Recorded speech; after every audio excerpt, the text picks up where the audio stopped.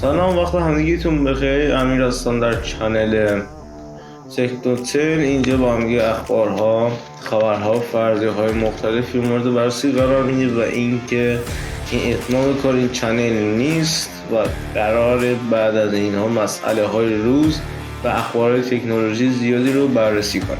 اگر چون به این اخبارها و خبرها علاقه‌مندی، ادامه این ویدیو رو از دست نده، چون قراره یک خبر بسیار مهم رو بررسی بکنیم که همونطور داخل تامنیل دیدید. پس لایک، سابسکرایب و کنگوله یاد نره. پس سریعا به سر خبر خوده.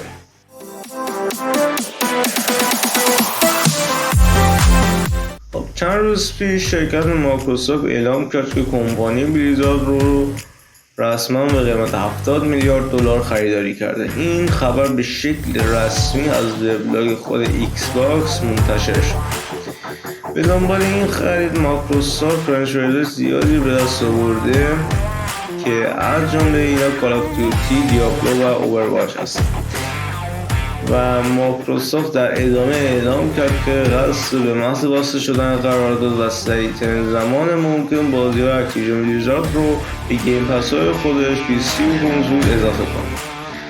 حالا یک سری خبرها و احتمالاتی به وجود اومده که از جمله اینا اینه که بازی‌های اکتیویژن بلیزارد در روی پلی استیشن حذف نمیشه و احتمال جدایی بابی کوچیک هم بوده که اخبارش به این شکل که میگه مدیر اکتیویژن بلیزارد قرار نیست جدا بشه و قرار زیر دست آقای بیلی اسپنسر کار بکنه و اخبارها رو اکتیویژن بلیزارد رو مو به مو بهش گزارش بده.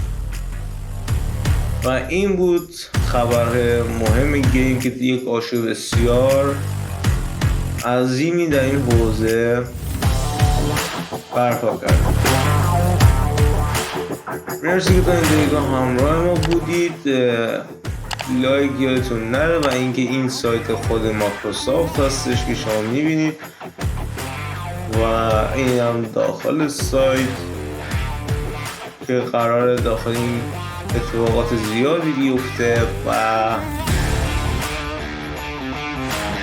این که پایین اینجا ساب استوریز داریم و اینکه داخل این جو خبر رو ببینید چه آشوبی به پا کرده و گیم پرو و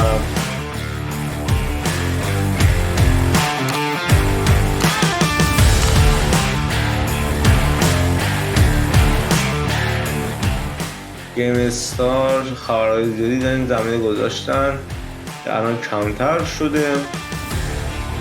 امیدوارم که این خبرم کاربردی بوده باشه برای شما.